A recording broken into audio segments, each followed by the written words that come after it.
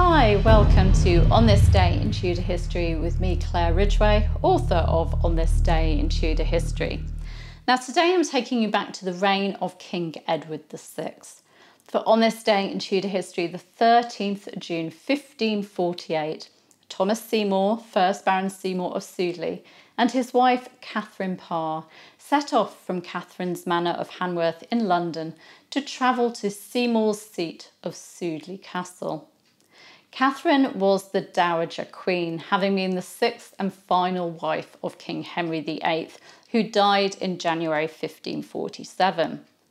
Before she'd married Henry VIII, she'd been in love with Thomas Seymour, brother of the late Queen Jane Seymour, but she'd broken off their relationship when the king started courting her, feeling that it was God's plan for her to marry the king.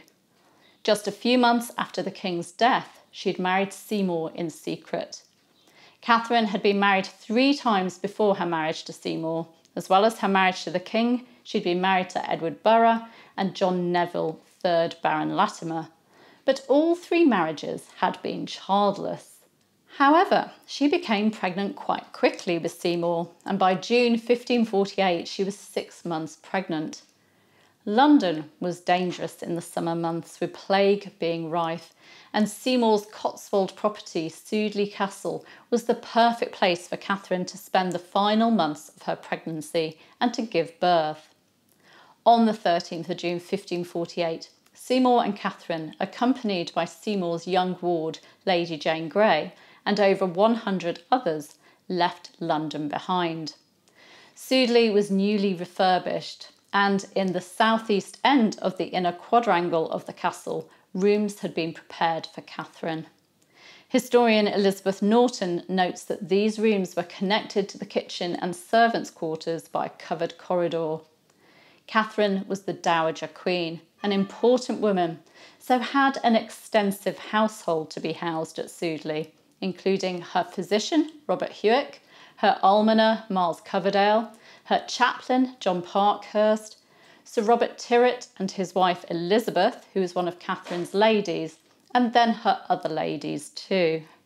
Seymour spent the summer months with his wife, and the two of them were clearly excited about Catherine's pregnancy, with Seymour obviously hoping for a son and heir. Catherine also busied herself with organising the education of Lady Jane Grey, who was 10 or 11 years of age. Catherine's stepdaughter, Elizabeth, who'd resided with Catherine following her father the king's death, was not one of the party that travelled to Sudeley. Elizabeth had been sent away to the home of Catherine's friends, Sir Anthony and Lady Denny, after Catherine had found her in an embrace with Seymour, and there'd been other inappropriate behaviour, which many today would see as Seymour grooming the teenage princess. During those summer months, though, Catherine and Elizabeth did correspond and were able to mend their relationship, although they never saw each other again. Catherine also corresponded with her other stepdaughter, Mary, with whom she'd been very close.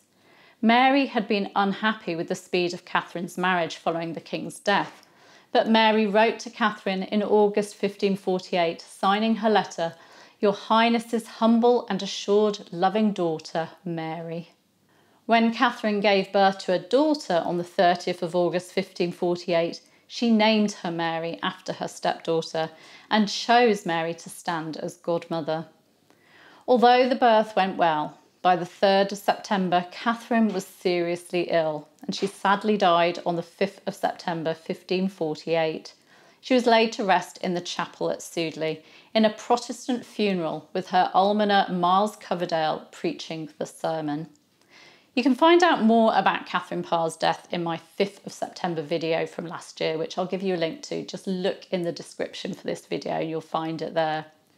Sudeley Castle is a wonderful place to visit, by the way. You can pay your respects at Catherine's tomb in the chapel, and you can see a collection of Catherine Parr artefacts too. There are also lovely gardens and haunting ruins with climbing roses. It really is beautiful, I love it there. Also on this day in Tudor history, the 13th of June 1587, William Knell, an actor in the Queen's Men company of players, got into a fight with a fellow actor in Tame, Oxfordshire. Find out more about him and his sad and violent end in last year's video, which I'll give you a link to as well. You can subscribe to this channel by clicking that button there, which says subscribe. You can hit the bell to be notified as these videos go live, and you can give me a like and leave me a comment. I'll be back tomorrow. See you then. Bye bye.